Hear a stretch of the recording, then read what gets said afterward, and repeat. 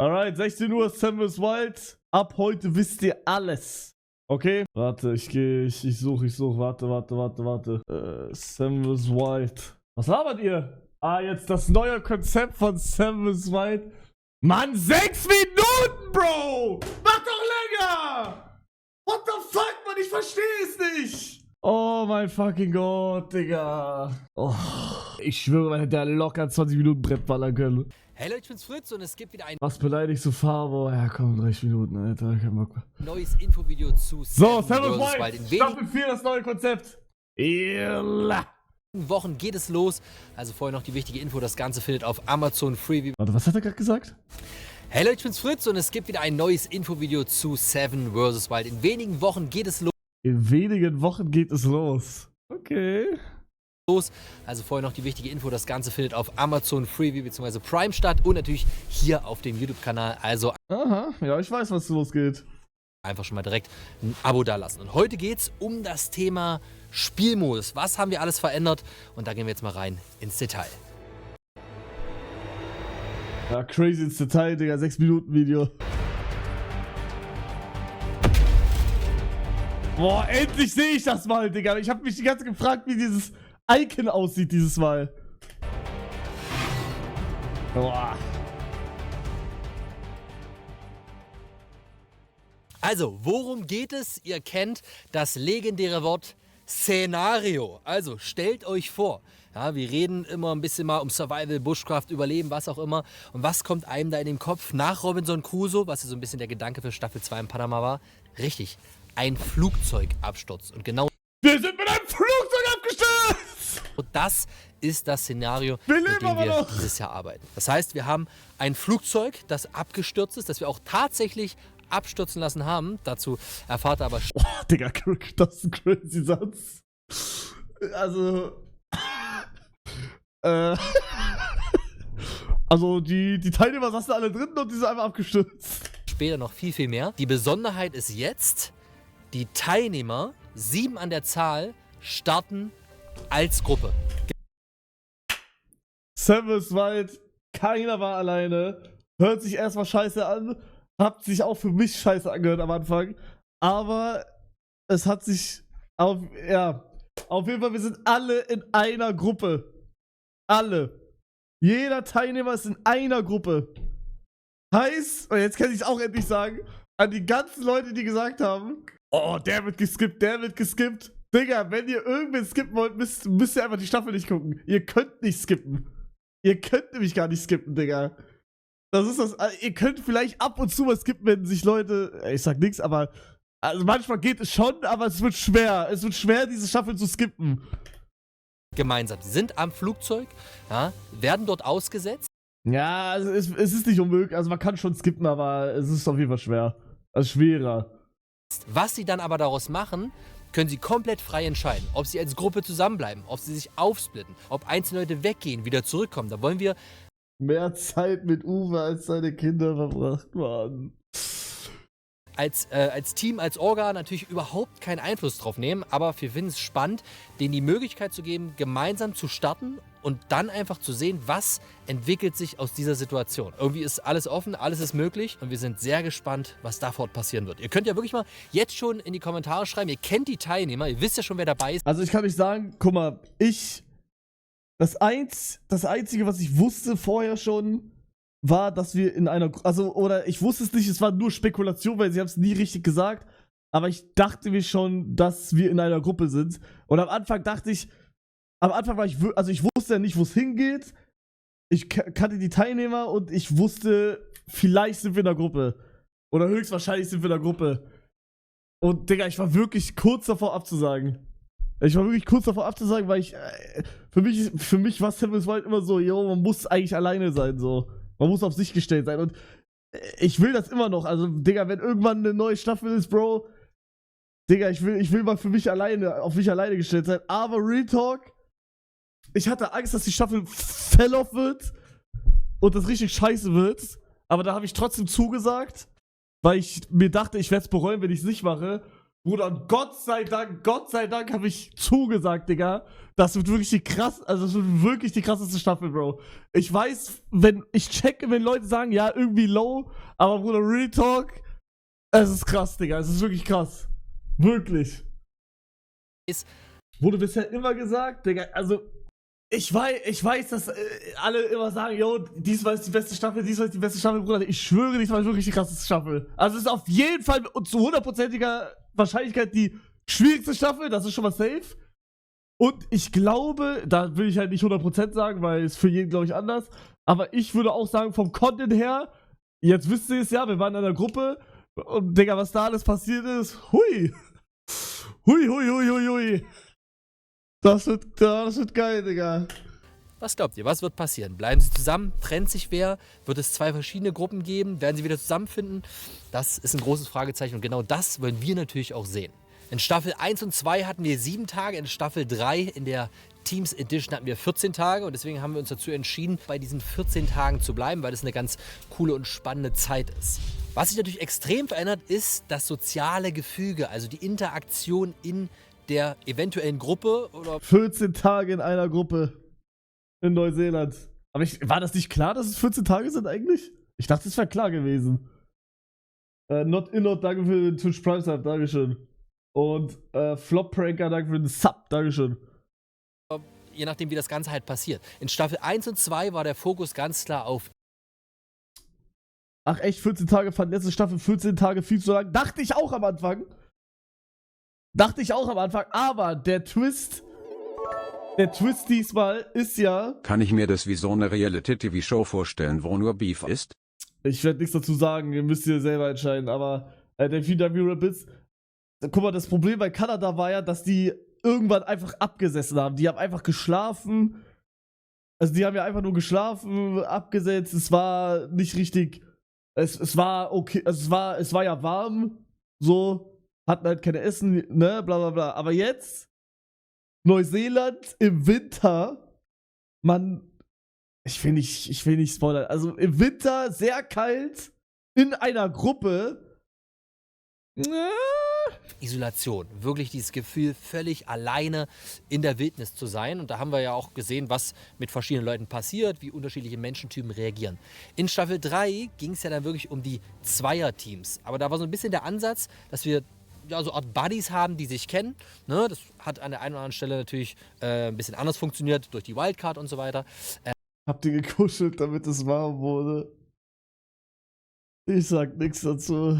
Und jetzt geht es aber eher darum, Leute, also 7 Leute zusammen auszusetzen, die sich vielleicht schon mal gesehen haben, manche sich eventuell kennen, aber das ist keine eingeschworene Freundestruppe, sondern es ist quasi eine Mischung, ja, ein Querschnitt der Gesellschaft, den wir da reinpacken und wir wollen einfach wissen, was macht dieses Sozialgefüge damit.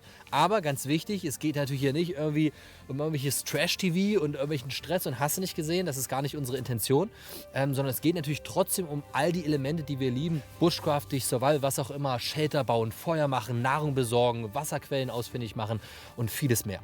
Kleidung ist diesmal auch ein bisschen anders, wir haben eine kleine Empfehlung rausgegeben, was die Teilnehmer dann aber tatsächlich... Jetzt bin ich gespannt, was da gesagt wird. Jetzt bin ich gespannt. Alles mitnehmen, konnten sie frei entscheiden. Wir haben gesagt, ey, es könnte kalt werden, Zwiebelschichtenprinzip bietet sich da auf jeden Fall. Also ich habe nachgefragt, ich darf das sagen, weil ich es ja so bekommen habe.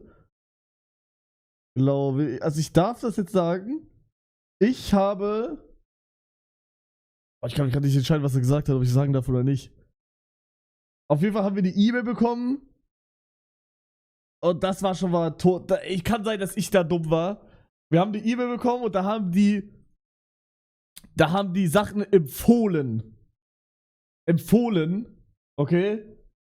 Und da waren halt so Sachen aufgelistet. So Socke, Hose, Pullover, Mütze. So, checkt ihr? Und ich dachte, ich darf nur das kaufen, was da aufgelistet ist. Und der Twist an der ganzen Sache ist, in einer gewissen Farbe. Meine Farbe war blau. Weil Boom. wir waren ja in einer Gruppe Und die wollten halt, dass jeder eine andere Farbe hat, damit man das mehr erkennen kann. Deswegen war Julia auch rot komplett. Julia war rot, ich war blau. Was die anderen, ich glaube, einer war Sandfarbe, bla bla bla. Und Digga, blau, Digga, das ist wirklich schwierig, so Survival-Digga zu finden. In Blau. Und ich dachte, ich darf nur das kaufen, was da steht. Und das habe ich auch gemacht. Und irgendwann wurde mir gesagt, jo, das war nur eine Empfehlung. Und dann habe ich nochmal schnell ein Manuel Neuer Trikot eingepackt. Und in der E-Mail stand 15 Grad bis -2. Dann dachte ich, okay. Okay, in der Nacht wird es wahrscheinlich -2. So, okay. Aber ja, also ich glaube, das ist kein Spoiler, wenn ich das sage. Das juckt überhaupt nicht. Also es war auf jeden Fall nicht -2. Es war ein bisschen mehr. Es war ein bisschen mehr. Fall an, aber wie viele Schichten genau haben wir diesmal nicht limitiert, weil natürlich die. Aber es war weniger. Es war weniger, meine ich. Es war weniger. Weniger. Einfach ein bisschen härter sind als in. Bro, Mann, Digga, die ganzen Leute fucken mich so ab. Red nicht, du liegst so viel. Mann, haltet die Fresse. Oh mein Gott, wenn ich irgendwas von Gradzahlen laber, ist doch scheißegal, Mann. Bruder, ich hab nicht mal irgendeine gewisse Gradzahl gesagt. Jetzt nimmt mal euren Stock aus dem Arsch. Ich hab immer noch weniger gelegt als andere Teilnehmer. Digga, chillt mal. Junge. In den letzten Staffeln und Kleidung da Digga, eine fuck viel mal, größere fuck die ab. Rolle spielt. Die Temperaturangaben, die es für die Teilnehmer gab, waren Tiefsttemperatur -4 Grad.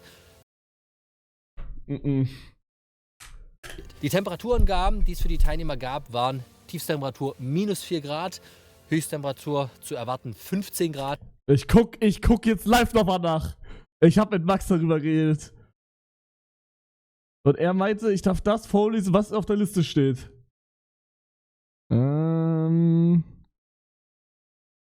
Hier. Wo steht das? Hier steht nichts. Ich finde die E-Mail nicht mehr. Such nach Absender, warte. Ich hatte die irgendwo. Irgendwo hatte ich sie noch. Hier, ich hab's. Scheiße, da steht -4. Ich schwöre, ich hab mit Max noch geguckt, da stand irgendwo. Oder was -4? Also da steht -4. Fuck! Da steht -4. Ich schwöre, irgendwo stand -2. Oder ich bin dumm gerade. Ah, nee, warte. Nein, warte. Selber gefickt. Ja, okay, ist mein Fehler, den nehme ich, den tag ich. Aber ich habe mit Max darüber geredet. Er dachte, es wäre noch tiefer, was in der E-Mail stand. Er dachte, es wäre noch tiefer, was in der E-Mail stand. Aber in der E-Mail stand -4, habe ich jetzt geguckt. -4, ja. Nee, da gibt's noch eine andere E-Mail. Oh, dann habe ich die gefunden. Nein. Hier? Vorbereitung in Eigenverantwortung auf Auto-Survival. Okay, aber Vorbereitung in Eigenverantwortung auf Auto-Survival, allgemeine Temperatur -2 bis 15 Grad. Okay, es gab 2 E-Mails. Und die -4 E-Mail war später. Also, ist okay. -4 stimmt, aber davor waren doch nochmal eine E-Mail -2 und die hatte ich gerade im Kopf einfach nur. Okay, aber es stand -4 da. Das ist alles legitim. Alles legitim, aber es gibt auch eine E-Mail, da steht -2, aber die ist später gewesen. Aber ist egal. Also Hallo, -4, es wurde -4 gecallt, das stimmt, ja. Ich habe komplett verkackt mit meinen Klamotten. Ist es mit einzurechnen. Sonne, Wolkenmix, Regen. -2 ist ja mehr als -4. Tamam. Frost und so weiter. Und die Informationen haben wir natürlich einfach aus Wetterstatistiken über die letzten Jahre genommen und auch mit den Locals hier vor Ort abgesprochen. Keiner von uns kann in die Zukunft schauen, keiner von uns ist ein Wettergott. Das heißt, man muss natürlich immer einen gewissen Puffer einplanen und vielleicht werden es dann doch auch mal -7 Grad vielleicht, wer weiß. Schauen wir mal. Ich enthalte mich. mal. Vielleicht gibt es auch Schnee. Gucken wir mal. Vielleicht ist aber auch mal die Sonne draußen und man kann sich auch einen kleinen Hitzeschlag oder Sonnenbrand holen. Wir werden sehen, was alles passiert. Kommen wir zu einem sehr wichtigen und spannenden Punkt. Ausrüstung. Wir erinnern uns kurz zurück. In Staffel 1 gab es 7 Gegenstände. In Staffel 2 die skillbasierte Variante. Und in Staffel 4 0! Also 1 bis 7 Gegenstände. Und in Staffel 3 haben wir uns für was ganz anderes entschieden. Fits in a Bottle. Und auch diesmal wollten wir alles ganz anders machen. Und haben uns deswegen dazu entschieden, dass die Teilnehmer vorab sich genau 0 Lack Fritz. Ausrüstung aussuchen und mitnehmen dürfen. Denn das haben wir diesmal übernommen. Es gibt quasi eine gewisse Startausrüstung für die gesamte Gruppe, die Digga, sich ja, okay, jetzt würde ich anfangen zu spoilern. Ich sag nichts. im bzw. am Flugzeug befindet. Und auch da wird es natürlich wieder spannend, wenn jetzt jemand die Gruppe verlassen will. Na, wer teilt die Ausrüstung wo, wie auf? Da kommen wir wieder in dieses soziale Gefüge rein. Eine abschließende Sache, die extrem wichtig ist und wofür Seven vs. Wild irgendwie auch steht. Und zwar, das Ganze ist mal wieder eine komplette Blackbox. Das Spielfeld ist gebaut, das Flugzeug ist platziert, die Ausrüstung ist da, wie sie ist. Es gibt bestimmte Sondersituationen, wie, ihr wisst es, ein Code Yellow, wenn jemand raus möchte, ein Code Red oder so, wo wir natürlich das Ganze kurz minimal unterbrechen müssen, um dort einzugreifen aus Sicherheitsgründen. Aber ansonsten geht es einfach darum, dass wir das Ganze einmal preparen, einmal fertig machen. Dann geht das los und dann passiert das, was passiert. Und das ist natürlich auch das Spannende. Und ich denke, gerade jetzt in Staffel 4 ist es noch mal spannender, weil wir einfach im kompletten Team riesige Fragezeichen im Kopf haben und nicht wissen, was in dieser Konstellation passieren wird. Trennung, keine Trennung, wie auch immer. Ich bin gespannt, ob ihr es auch genauso sehr feiert wie wir. Schreibt gerne eure Meinung. Wie findet ihr? Wie findet ihr? Scheiße, ey. Geil. Ah. Geil. Guck, ich hab gecallt. Ich hab gestern gecallt. Bruder, ich spiele diese Minecraft Captive, Alter, in Seven vs. Wild. Einfacher als alle anderen Staffeln, aber sonst okay. Genau diesen Satz habe ich vor der Staffel gesagt und das war auch einer der Mitgründe, warum ich eigentlich nicht mitmachen wollte. Genau den Satz habe ich gesagt, als ich die Infos bekommen habe.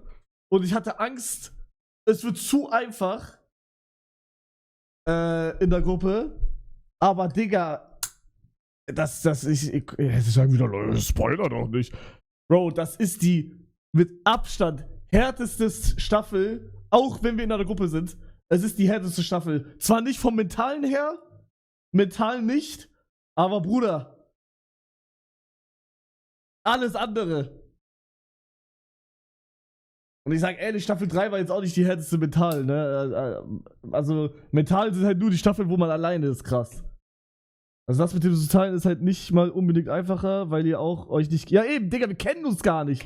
Bro, ich hab davor noch nie in meinem Leben Julia gesehen, ich hab noch nie in meinem Leben Sandra gesehen, ich hab noch nie in meinem Leben Flying Uwe gesehen, ich hab noch nie in meinem Leben Joe Vogel gesehen, ich hab noch nie in meinem Leben Stefan gesehen. Und Joey Kelly auch nicht, Digga. Joey Kelly noch nie in meinem Leben gesehen. Er mich auch nicht. Checkt ihr? Meinung in die Kommentare und natürlich auch noch offene. Ja, okay, Julia und ich haben uns davor schon mal, davor war ja Dodgeball-Event, da haben wir uns mal ein bisschen, also, da wussten wir schon, jo, du bist doch dabei, oder? Und dann, da haben wir ein bisschen geredet schon, aber... Fragen zu dieser ganzen Thematik. Es wird demnächst ein FAQ-Video geben, wo ich nochmal auf alle offenen Punkte eingehe. Und wenn ihr das nicht verpassen wollt, dann natürlich gerne den Kanal abonnieren. Ansonsten Daumen nach oben, um das Projekt zu unterstützen. Und dann würde ich sagen, bis zum nächsten Mal. Ciao. Mann, die hätten ruhig ein bisschen länger machen können, Alter. Scheiße, ich hasse es, Mann. Digga, da kann man schon keine Vorbereitung machen und dann kriegt man 6 Minuten Videos. Ja, leck mir doch am Arsch, Alter. Und ihr habt dann als Gruppe auch so in die Wildnis gekackt, vermute ich. Ich werde nichts preisgeben. Schau Kommis, wir gehen in die Kommis rein. Hell. Flugzeugabsturz. Die Koordinate verändert sich nicht. Erstmal tanzen! Die Y-Koordinate verändert sich nicht. Was, die Schlange tanzt? Ja! Alter, ich mach die Confusion, Alter. Digga, Seven vs. Wild hat einfach von Sure geklaut. Bin Top-Kommi. Ich seh dich hier nicht. Random Viewer, damit hat echt niemand gerechnet, Mann, du kleiner Hurensohn. Seven 2 Staffel 1, paar Leute versuchen in 7 Tagen in Schweden zu überleben. Seven 2 Staffel 4, Flugzeugabsturz. Das wahre Ziel der Teilnehmer lautet, findet Timmy, lasst euch nicht täuschen. Bruder, wer ist Timmy, Bro? Wer ist Timmy? Oh, ich glaube, The Forest, keine Ahnung, kenn ich nicht. Ja, jetzt können die ganzen Survival-Ultras Hugo und Cody skippen, wie alle zusammenhängen, ist das schön. Ja! Die kleinen 50-jährigen Dinger, die ganzen Survival-Atzen. Oh, der und der wird geskippt, der und der wird geskippt. Ja, dann skipp mal, Digga, dann skipp mal, dann versuch mal. Also man kann bestimmt 1, 2, 3, 4, 5, 6 Minuten skippen. Wenn mal kurz jemand irgendwie außerhalb geht oder so, keine Ahnung, oder ne, was auch immer passieren wird in der Staffel, wird es bestimmt Möglichkeiten geben, aber Digga, dann müssen die, Bro, dann macht's auch keinen Bock mehr. Guck 2 Kommis drunter. Das ist wohl die einzige Möglichkeit, dass Hugo überlebt und nicht verloren geht. Was sie dann aber daraus machen, können sie komplett frei entscheiden. Ob sie als Gruppe zusammenbleiben. Denke ich nicht. Ist das Timmy? Die Fresse. Das ist nicht Timmy. Dürfen eigentlich nur die Teilnehmer schon free reacten, Hugo? Ich sag nix. Ich sag nix. Ich weiß nicht, was ich das sagen darf. Auf jeden Fall darf ich reacten, ja. Ob andere reacten können, werdet ihr dann sehen. Ja. Meine Einschätzung, Flyme Uwe wird Hugo am zweiten Tag mit Haut und Haaren verspeisen. What the frick? Filter auf Hugo? Ja, aber was hat doch nichts mit mir zu tun? Ich will nur wissen, wie die Leute finden. Also ich mach mal Filter Hugo, warte mal. Naja, ohne Haare, lol, welche Haare, lol, was meint ihr? Hallo, was meint ihr? Was meint ihr? Hallo? Niemand kann Hugo skippen, habe ich kurz gesehen. Ich glaube, Hugo wird sich von der Gruppe splitten und sich den nächstbesten Bären suchen und mit ihm die 14 Tage machen.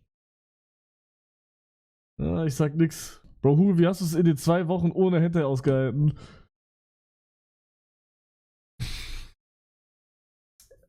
Digga, Robert rufe ich an.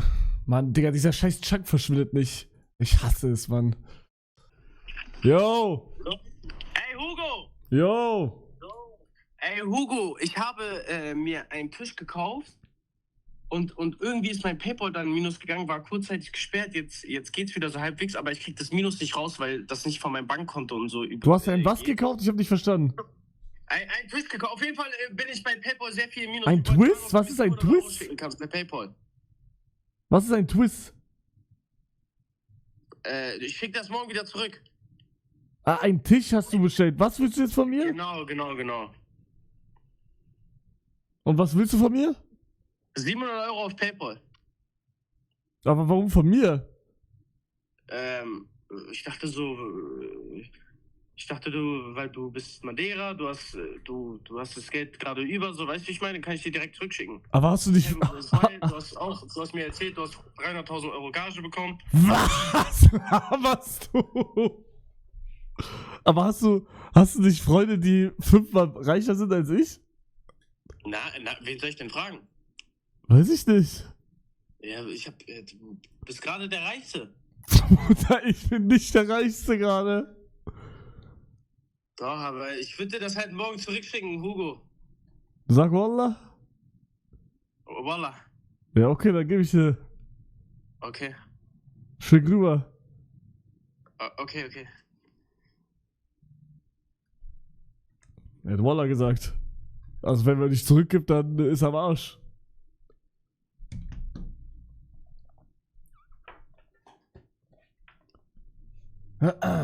Guckst deinen Stream.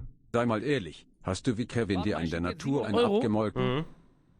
Aber soll ich dir sagen, wenn ich zu denen sagen würde, du hast falsch gemacht. Wenn ich zu denen sage, Bruder, warum haben die Smoking an? Was machen die? schick mir jetzt 50.000, er schickt mir das. Ey, Hugo, okay, Hugo, du brauchst doch nicht schicken. Das war nur ein Test. Du hast den Test bestanden. Offiziell bist du ein reicher Streamer. Und das ich geleakt habe. Aber warum hast du das geleakt, Bruder? Hat mir das auch so privat gesagt? Ja, es Oder tut mir beziehungsweise leid. geschrieben hat. Es aber tut hat er mir- es tut geschrieben? mir ernst leid. Digga, Ja, was geschrieben. labern die? Was labern die? Es tut mir leid. Okay, ey, welchen Warum sollte ich Rot oder Amo sagen? Also erstens, ich habe gar nichts für Samus White bekommen, wie jeder andere auch. Zweitens, Digga, warum, wenn ich was bekommen hätte, warum sollte ich es Rot oder Amo sagen? So richtig random. Ey, Bro, ich hab bei Samus White 300.000 bekommen.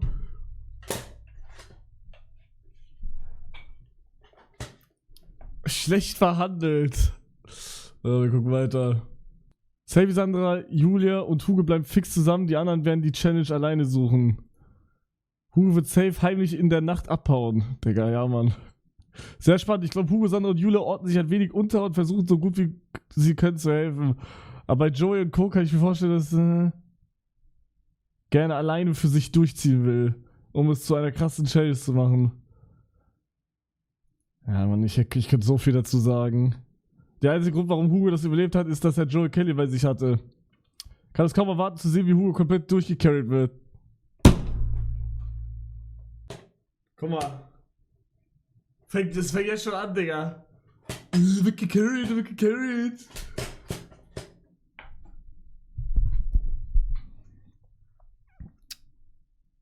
True, aber, Digga. Die ganze Survival-Ultras gegen Hugo, Sandra und Julia haten nerven so krass, die sind der einzige Grund, warum das interessant ist. Das macht dann Sinn, dass Hugo noch am Leben ist. Wenn Hugo alleine geht, stirbt er, weil er stolpert und auf einen Stein fällt. Hugo wird so safe irgendwas Dummes sagen und dann splittet sich die Gruppe.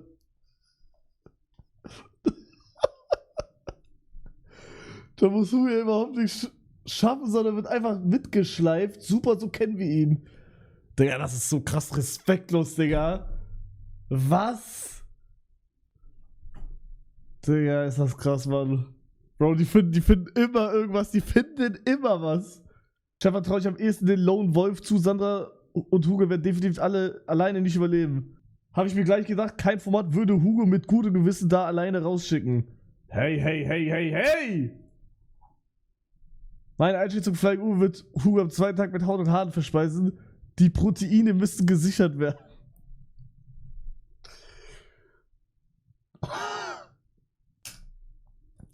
Okay, ich spoiler, er hat mich gefressen, er hat meinen Schwanz gegessen, ich habe keinen Schwanz mehr. Spoiler. Ja, mal gucken. Aber ihr findet alle geil. Digga, ich muss jetzt mal ganz kurz schauen, ob meine Mutter mal hier gekocht hat jetzt. Ja, ich geh kurz gucken, warte.